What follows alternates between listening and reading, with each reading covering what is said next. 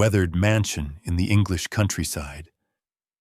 The rain outside whispers like static, and somewhere inside, a fire flickers weakly. 4 men sit in silence, tired, restless, searching for something they can't yet name. The fame is there, the money too, yet the feeling is gone. Their shows are louder than ever, but inside, the echo feels empty. The magic that once moved them now feels like a ghost in the room. Then, Jimmy Page picks up his guitar. Just a few quiet notes. Soft, ancient. It doesn't sound like rock. It sounds like a path. Robert Plant closes his eyes, and words begin to form, slow and haunting, like they've been waiting centuries to be spoken. No one in that candle-lit room could have guessed. This fragile melody would become a monument. A song that begins as a whisper, climbs like a prayer, and ends like thunder. They thought they were fading, but they were building eternity. Stay until the end. You'll understand why this song still breathes. They were far from the glitter of London.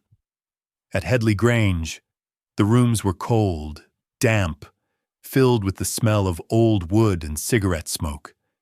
But that's where Jimmy Page liked it. Away from noise, away from fame, closer to something raw and unfiltered. He played in fragments, almost absent-mindedly. A pattern, then a pause. A small run of notes that felt like climbing, always upward. Robert Plant sat nearby, scribbling on paper, whispering words that seemed to come from somewhere else. There's a lady who's sure, he began, not knowing why. The rest followed, not written, but received. It was as if the song had chosen them, moving through their hands, their breath, their silence. There were no producers demanding a hit, no record label clock ticking. Just 4 men and a tape machine rolling endlessly, candlelight dancing across the floorboards. In that stillness, creation wasn't loud, it was spiritual. Every note felt like a conversation between heaven and human frailty. When Page listened back later, he said it didn't feel like they wrote it. It felt like it had been waiting for them to listen closely enough. When they finally played it for the label, the room fell quiet, but not in awe. 8 minutes, no chorus, no hook, just a slow climb that broke every rule. The executives exchanged uneasy glances. "You'll never get this on the radio," one said. "It's too long. People won't wait for it to build." But Led Zeppelin didn't argue. They didn't explain. They just left, certain that trimming even 1 second would break its soul. They'd built the song like a cathedral, each note meant to echo into forever. To touch it was to destroy it. This wasn't arrogance. It was faith. Faith that music didn't have to beg for attention. That art didn't need permission.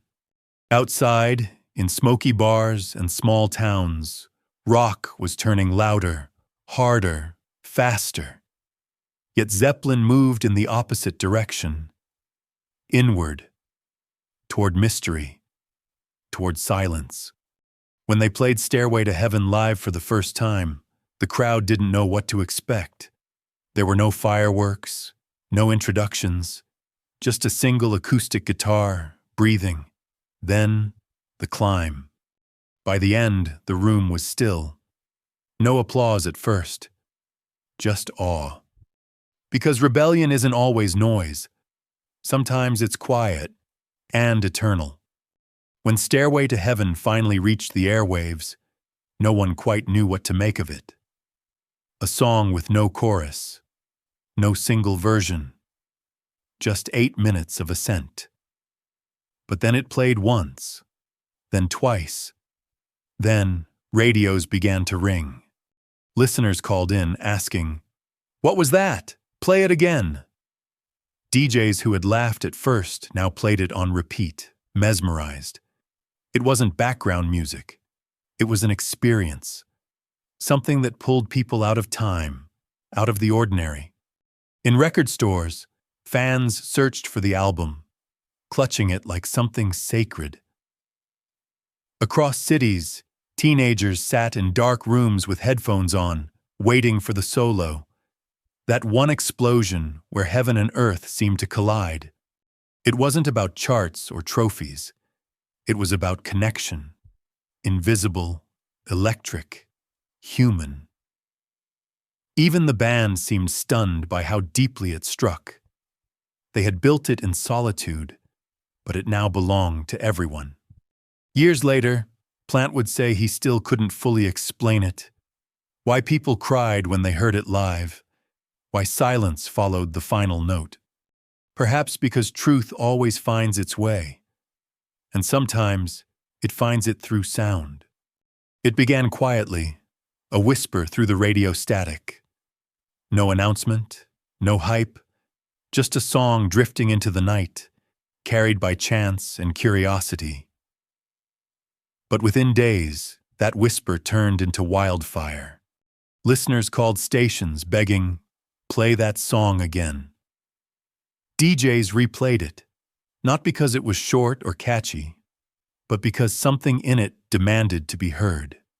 Across towns, teenagers sat in their bedrooms with the lights off, letting those first acoustic notes spill into their hearts. Then came the solo, that burning, endless climb. For 8 minutes, time stood still. It wasn't about rhythm or charts. It was revelation. A reminder that rock could still be spiritual, that it could feel like prayer wrapped in distortion. Even the band didn't see it coming. They had recorded it in solitude, almost as a secret between themselves and the unknown. But the world had been waiting for a song like this, something that made them remember.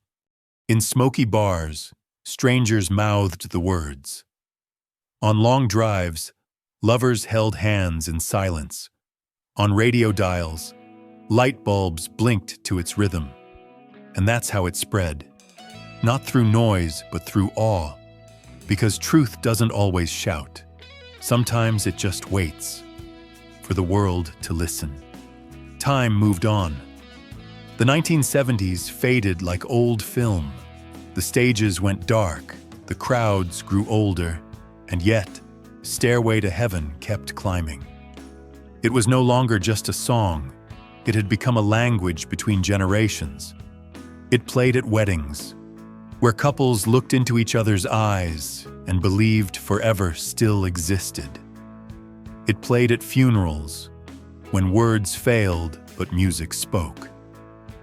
It lived in the pauses, the quiet between grief and grace. When drummer John Bonham died in 1980, Led Zeppelin ended. The silence that followed felt unbearable. But even in that silence, the Stairway stood untouched. Fans returned to their records, hearing Bonham's thunder again, feeling Page's guitar like light breaking through storm clouds. In later years, as music changed and technology evolved, the song found new life. On film soundtracks, YouTube tributes, late-night covers. Teenagers who weren't even born when it was written still whispered the lyrics, still closed their eyes during that final solo. Robert Plant once said he couldn't sing it anymore, not because he didn't love it, but because it no longer belonged to him. It belonged to everyone who had ever searched for meaning in music. And that's what immortality sounds like. Not repetition, but rebirth. Maybe you've heard it 100 times, in your car, on the radio, in moments when you needed something to hold on to.